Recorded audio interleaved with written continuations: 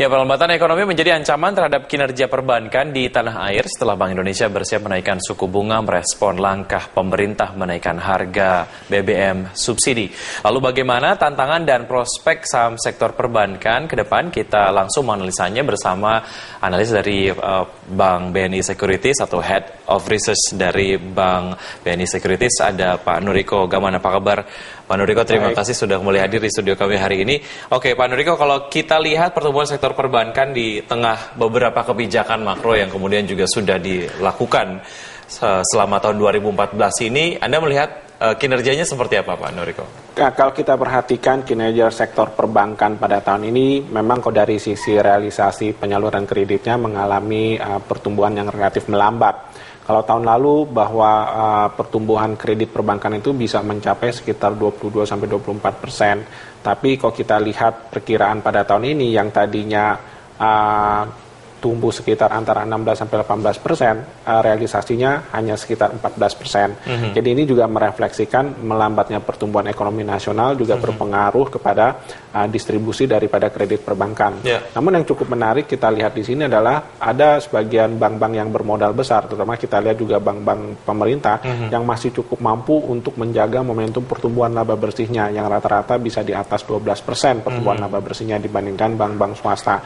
Dan ini juga merefleksikan bagaimana efektivitas dan efisiensi bank-bank itu dalam meningkatkan pendapatan bunganya.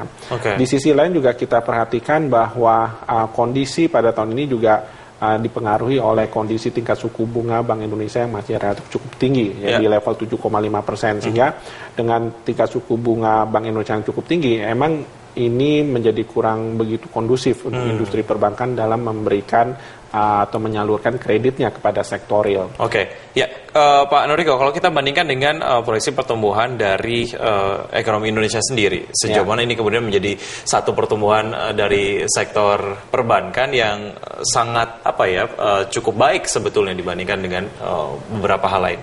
Ya, kalau kita lihat dengan kondisi pertumbuhan ekonomi nasional yang sekitar pada tahun ini akan tumbuh 5,2%, ini relatif menurun dibandingkan tahun lalu yang sekitar 5,7%. Ini menjadi tantangan bagi sektor perbankan, terutama bagaimana mereka bisa meningkatkan pertumbuhan kreditnya dalam upaya mereka untuk meningkatkan pendapatan bunga.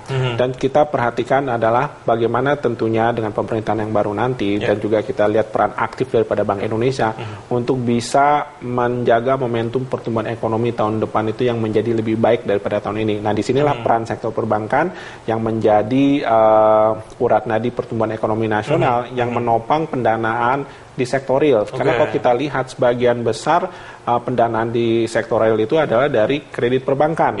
Jadi memang ini menjadi peran kunci industri perbankan di dalam menopang pertumbuhan ekonomi nasional tahun depan yang menjadi lebih baik pada tahun ini. Tahun depan itu diperkirakan pertumbuhan ekonomi nasional bisa mampu tumbuh sekitar 5,6 sampai 5,7%. Nah, inilah kita harapkan bahwa pertumbuhan kredit perbankan pada tahun depan bisa meningkat daripada tahun ini. Yang kita proyeksikan mungkin sekitar 18 sampai 20%. Untuk kinerja dari bank-bank swasta sendiri, Anda melihatnya seperti apa, Pak Nuriko? Saya melihat bahwa sektor perbankan, terutama dari bank swasta ini, memang adalah efektivitas daripada distribusi kredit dan di mana pendapatan dari kredit ini yang menjadi peran utama di dalam pertumbuhan laba perbankan. Kalau kita lihat kendala dari sektor bank-bank swasta ini adalah antara pertumbuhan kreditnya ini tidak seimbang dengan dana pihak ketiga, ya, di mana likuiditas memang relatif terbatas, sehingga kendala untuk meningkatkan pertumbuhan kredit itu adalah jumlah dana pihak ketiga atau deposan yang relatif juga tumbuhnya tidak tinggi, sehingga kesulitan dalam mendistribusikan kredit ini berpengaruh kepada pendapatan bunga sektor perbankan. Di samping sisi mereka untuk mendapatkan dana pihak ketiga itu perlu meningkatkan tingkat suku bunganya untuk bersaing di antara bank-bank yang lain, sehingga akhirnya beban dana untuk pihak ketiga lebih tinggi, tetapi pertumbuhan kreditnya relatif rendah. Ini akhirnya membuat tingkat keuntungan bank-bank swasta menjadi menurun. Ya, kalau kita lihat dari kebijakan-kebijakan yang sudah diberlakukan, apa yang sebetulnya perlu dikritisi sebetulnya Pak Nuriko, sehingga kemudian pertumbuhan dari sektor perbankan sebetulnya bisa lebih baik daripada yang terlihat di pertumbuhan kuartal di tahun 2014 ketiga ini?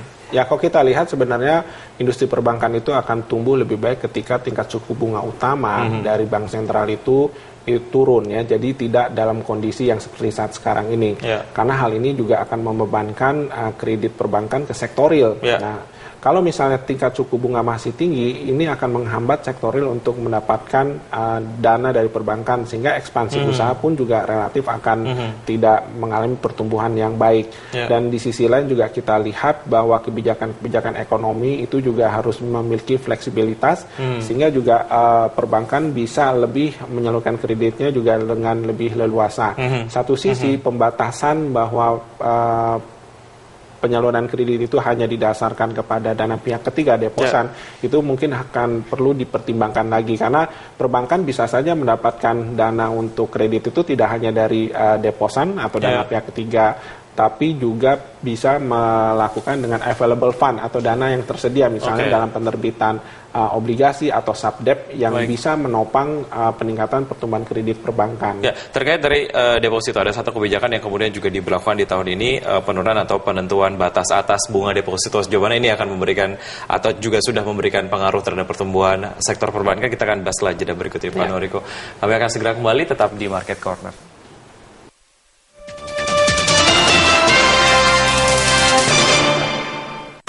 Kini nasabah Nobu Bank semakin dimudahkan dengan adanya Nobu Debit. Selain berfungsi sebagai kartu ATM, Nobu Debit dapat digunakan sebagai fasilitas umum yang menerima pembayaran melalui Prima Debit seperti SPBU, minimarket, supermarket, departemen store, mall, dan rumah sakit.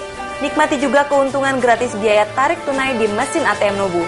Kunjungi Nobu Bank terdekat, jadilah nasabah dan nikmati berbagai keuntungannya.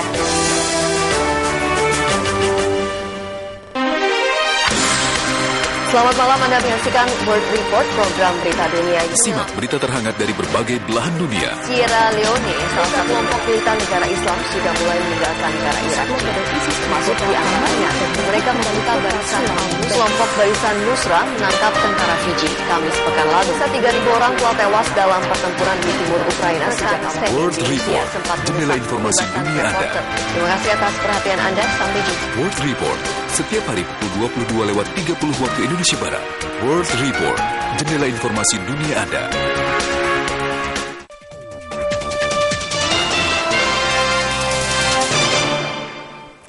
Ya, kembali di Dialog Market Corner, dan kita akan membahas mengenai peraturan kebijakan penurunan atau penentuan batas atas bunga deposito. Sejauh mana ini akhirnya juga menjadi satu hal yang ternyata memberikan dampak positif untuk pertumbuhan sektor perbankan, Pak Noriko. Ya, saya pikir dengan kebijakan tersebut tentunya ini juga akan mengurangi intensitas persaingan di antara perbankan dalam memperebutkan likuiditas dana deposan atau dana pihak ketiga. Dan kita juga lihat dengan pembatasan ini juga akan meringankan bagi perbankan dalam menentukan cost of fund, sehingga juga bisa menjaga margin keuntungannya. Bayangkan saja kalau misalnya mereka bisa mengurangi 1% cost of fund, itu cukup besar bagi perbankan bila mereka memiliki aset deposan itu sampai 100 triliun misalnya. Dan di sisi lain juga kita lihat justru kredit perbankan itu juga belum turun. Jadi kalau di satu sisi cost of fund-nya turun tapi kredit perbankan itu belum turun, ini justru memberikan spread yang cukup besar untuk pendapatan bunga perbankan. Dan ini pada akhirnya akan memberikan margin keuntungan yang lebih besar dari sisi potensi pertumbuhan laba bersih perbankan yang lebih baik dengan cost of fund yang turun. Oke, strategi dari perbankan sendiri untuk mempertahankan laba bersih, katakanlah di tengah kebijakan-kebijakan yang kemudian diberlakukan sejauh ini, Anda melihatnya seperti apa? Seberapa gigih kemudian perbankan ini mempertahankan laba bersihnya? Saya pikir perbankan sekarang sudah mulai melakukan efisiensi ya, termasuk ada beberapa bank yang berencana juga akan melakukan konsolidasi untuk melihat apakah dengan adanya konsolidasi itu juga akan membuat bank itu semakin efisien dari sisi operasionalnya, karena dengan begitu mereka juga akan lebih bisa menjaga momentum pertumbuhan laba. Di sisi lain juga bank-bank itu melakukan strategi tidak hanya mengandalkan kredit perbankan atau pendapatan dari sisi bunga, tapi mereka juga melihat potensi fee based income. Ya, karena fee based fee-based income ini memang kontribusinya belum cukup besar bagi industri perbankan.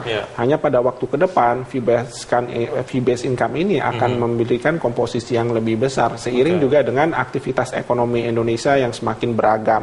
Jadi dengan peningkatan dari sisi pertumbuhan fee-based income ke depan, maka perbankan tidak selalu menggantungkan pendapatan perusahaan ada sumber itu pendapatan dari yang lain yang diberikan. Kalau dilihat dari pertumbuhan saham-sahamnya sendiri, sebetulnya Anda melihat seperti apa selama ini dan secara proyeksi, kemudian juga ini dikaitkan dengan kebijakan-kebijakan makro ke depan. Seperti apa, Pak Nuriko? Kalau kami memperhatikan justru adalah bank-bank yang memiliki modal yang cukup kuat atau capital adequacy ratio-nya yang relatif besar ya daripada yang disyaratkan oleh Bank Indonesia. Juga bank-bank yang menjadi pilihan kami itu adalah bank-bank BUMN pada umumnya seperti Bank Mandiri, Bank BRI dan juga Bank BNI. Termasuk juga salah satunya adalah bank swasta yang cukup bagus pertumbuhan labanya yaitu Bank BCA. Nah, keempat bank inilah yang memberikan kontribusi yang signifikan terhadap pertumbuhan industri perbankan nasional. Dan kalau kita lihat dari sisi permodalan mereka itu adalah yang cukup besar. Dan kalau dilihat dari sisi efisiensi, bank-bank ini juga mulai melakukan efisiensi internal dengan peningkatan kemampuan teknologi informasinya sehingga transaksi perbankan menjadi semakin lebih mudah dan efisien. Nah, inilah salah satu strategi bank-bank besar itu untuk bisa mengurangi biaya operasional, yaitu dengan mengembangkan teknologi informasi, sehingga dengan demikian mereka bisa menekan biaya, ya tidak hanya biaya daripada deposan atau cost of fund, tapi juga menekan biaya operasional perbankan ke depan. Pak Nuriko, singkat saja terkait dengan kabinet kerja yang kemudian kemarin sudah diumumkan oleh Jokowi. Kalau Anda lihat sendiri tim ekonominya seberapa jauh ini juga akan memberikan satu pertumbuhan yang cukup signifikan untuk sektor perbankan atau sektor-sektor yang lain secara general? Saya pikir kalau melihat dari kabinet yang baru ini merefleksikan adalah orang-orang profesional yang juga memahami bagaimana kondisi pasar. Terutama juga kita melihat program kerja Pak Jokowi JK bahwa pertumbuhan ekonomi Indonesia ke depan harus bisa mencapai level 7%. Nah, ini kan berarti merefleksikan bagaimana industri perbankan akan menjadi urat nadi untuk menopang pertumbuhan sektoril, karena sektoril inilah yang merefleksikan bagaimana pertumbuhan ekonomi nasional sesungguhnya. Jadi kalau kita lihat seperti Menteri Keuangannya Pak Bambang Brojonegoro yang sudah sangat memahami dengan kondisi fiskal dan juga ekonomi nasional, ini juga akan bisa menopang bagaimana industri perbankan ke depan. Yang paling penting juga di sini adalah bagaimana peran Bank Indonesia bisa bekerja sama dengan pemerintah, dalam hal ini Kementerian Keuangan, untuk membuat suatu kebijakan ekonomi baik sisi fiskal dan moneter yang saling menopang sehingga industri perbankan itu bisa tumbuh lebih kondusif. Ya, terutama kita lihat bahwa upayakan jangan sampai tingkat suku bunga saat sekarang ini relatif cukup tinggi, karena kalau kita mau mengejar pertumbuhan ekonomi ke depan, tingkat suku bunga ini harus bisa disesuaikan. Baik, karena sektor perbankan ini adalah sektor yang kemudian memberikan pengaruh yang cukup besar terhadap sektor-sektor yang lain. Pak Nuriko, terima kasih atas penjelasan Anda hari ini. Terima kasih, sukses untuk Anda, selamat pagi.